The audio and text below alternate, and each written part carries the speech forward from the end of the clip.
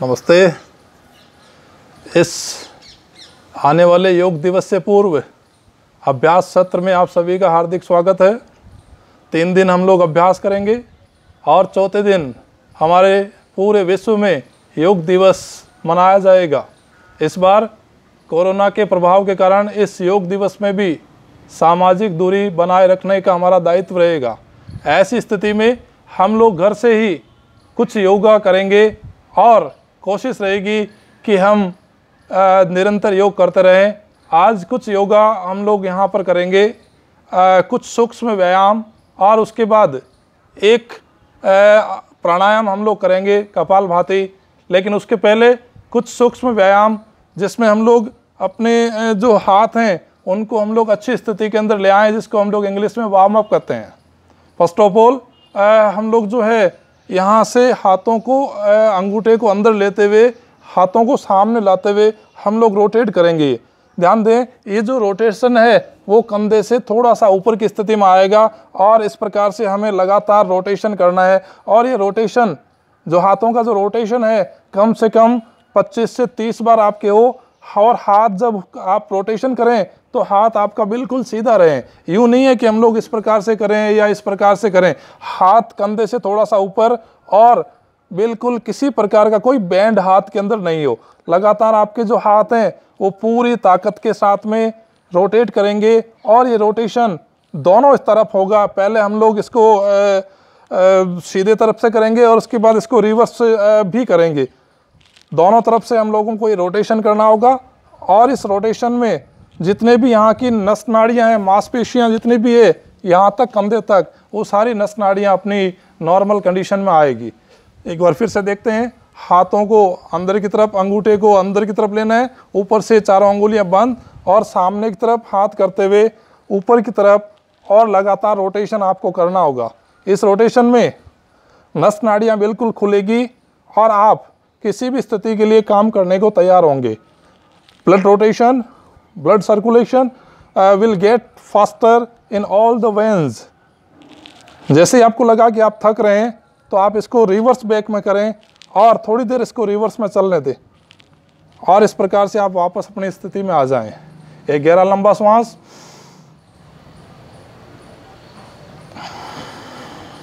और सामान्य स्थिति में आ जाएं। उसके बाद अक्सर हम लोगों को देखा है कि लंबे समय तक मोबाइल पे काम करना या कंप्यूटर पे काम करने से जो हमारे कंधे हैं, वो कंधे जो हैं वो स्टूपिंग कंडीशन में आ जाते हैं, मतलब इस प्रकार से झुकना शुरू कर देते हैं। इस स्टूपिंग शोल्डर से बचने के लिए, और कई बार शोल्डर फ्रोजन की समस्या आ जाती है, कंधे जो है ऊपर हाथ उठाए नहीं जा सकते। ऐसी स्थिति में हमें धीरे धीरे अभ्यास के माध्यम से इस शोल्डर फ्रोजन की समस्या को भी ख़त्म हम लोग कर सकते हैं। कैसे? हमारे को ये जो सिलाई है, इस सिलाई के साथ में हमें अपना हाथ टच करना पड़ेगा और यहीं से हमें दोनों तरफ से हाथों को ऊपर उठाते हुए रोटेशन करना है। और ये रोटेशन भी दोनों तरफ से हम लोगों को करना होगा। ये जो कंडीशन है, इससे शोल्डर रोटेशन की शोल्डर रोटेशन कहा जाता है। और जो शोल्डर फ्रोजन आ जाता है, हाथ हिलते नहीं है, वो हाथ बराबर अपनी कंडीशन में आ जाएंगे। ये भी दोनों तरफ से आपको करना होगा। बिल्कुल सामान्य चेहरे की अवस्था, किसी प्रकार का कोई तनाव नहीं। और दोनों तरफ से जब हो जाए तो अधिकतम प्रयास करेंगे कि आपसे जितना हो पाए 2, 3, 4 बार में जितना भी आप कर पाएँ। फिर से एक गहरा लंबा श्वास। इसके बाद की जो स्थिति आती है वो इसके बाद की कंडीशन में हम लोग करेंगे कपालभाति प्राणायाम। इस कपालभाति प्राणायाम में हमें ज़बरदस्ती या हठ योग से, या हम यूँ कहें कि forcefully, we would have to Excel forcefully, and between 2 of the exhales there would be a time for inhale. 2 जब हम श्वास बाहर फेंकेंगे, उस 2 श्वास के बीच में एक जो अंतराल आएगा, उसमें हम लोग अपने भीतर श्वास अपने आप ही आना स्टार्ट कर देगा। कैसे? एक प्रक्रिया देखते हैं। सबसे पहले ध्यान योग कंडीशन। अंगूठा और जो अंगुली है, इंडेक्स फिंगर, इसको इस प्रकार से लेते हुए हमें सीधा बैठना होगा। जितना भी हमारा मेरुदंड है, रीढ़ की हड्डी, backbone, that would be so straight, वो बिल्कुल सीधी रहेगी और उस बैकबोन को हमें सीधा रखना है। इतना भी सीधा तनाव में नहीं, जितना हम सामान्य स्थिति में तनाव में आ पाएँ। उस सामान्य स्थिति के बाद हमें आंखें बंद करते हुए अपने श्वास को फोर्सफुली बाहर फेंकना है, जिसको हम लोग एक्सेलिंग कहेंगे। We would have to Excel forcefully and all our focus would be on excelling. और हमारा पूरा जो फोकस है वो श्वास को बाहर फेंकने में रहेगा। और जो एक कंडीशन आएगी, मैं आपको एक बार पहले बता दूं, कैसे हमारा जो पेट है उसको हम लोग जैसे ही श्वास फेंकेंगे हमें एक मूवमेंट देखने को मिलेगा और वो मूवमेंट रहेगा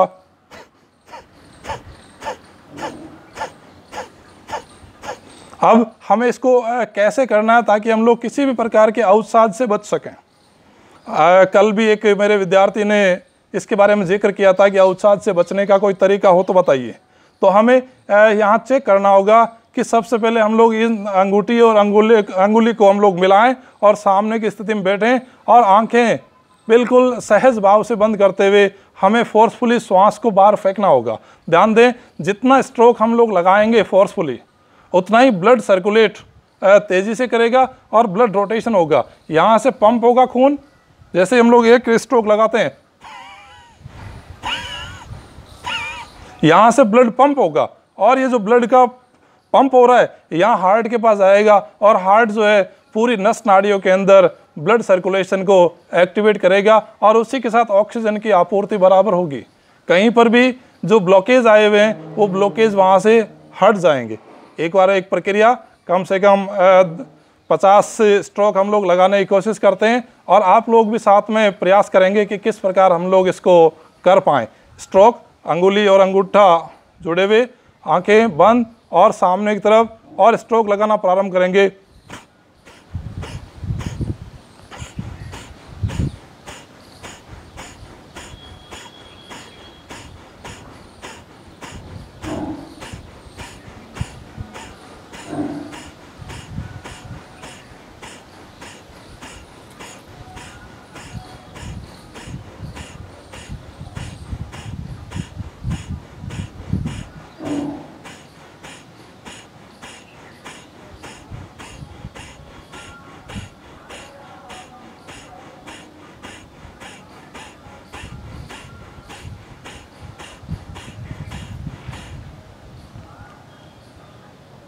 और जब हमें लगे कि हम पर्याप्त रूप से कर चुके हैं, थोड़ी देर वहाँ आराम होगा और आपको लगता है कि इससे हमें बार बार करना है तो इसकी आवृत्ति को हम बढ़ा सकते हैं।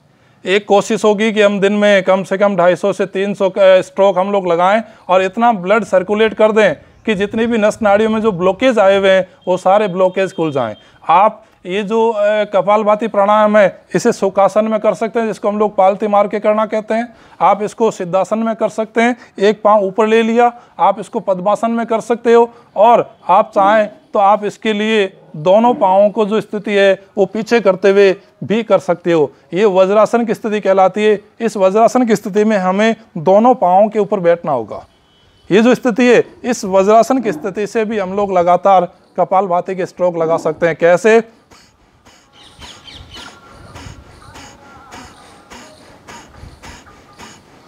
आप चाहें तो दोनों पाँवों को बाहर की तरफ निकाल सकते हैं इस प्रकार से, और इस प्रकार से भी आप बैठ सकते हैं। इसको ब्रह्मचर्य आसन कहा जाता है। इस ब्रह्मचर्य आसन में भी आप कपालभाति के स्ट्रोक कर सकते हैं। तो कुल मिलाकर पद्मासन, सुखासन और वज्रासन और ब्रह्मचर्य आसन, इन प्रकार के आसनों के अंदर हम इन कपालभाति के स्ट्रोक को कर सकते हैं। एक बार आपका ब्लड सर्कुलेट प्रॉपरली एक्टिवेट हो गया, there would be no disease in your all body. I hope आप लगातार मेरे साथ जुड़े रहें। 3 दिन हमारा अभ्यास का सत्र चलेगा और 21 जून को हम लोग कोशिश करेंगे कि हमारे YouTube channel the English workshop 08 पे लाइव आएँ और सुबह 7 से लेकर 8 बजे तक लगातार हम लोग योग करें। इस आज के अभ्यास सत्र में इतना ही। कल फिर किसी नए योगा के साथ आपका स्वागत होगा। धन्यवाद।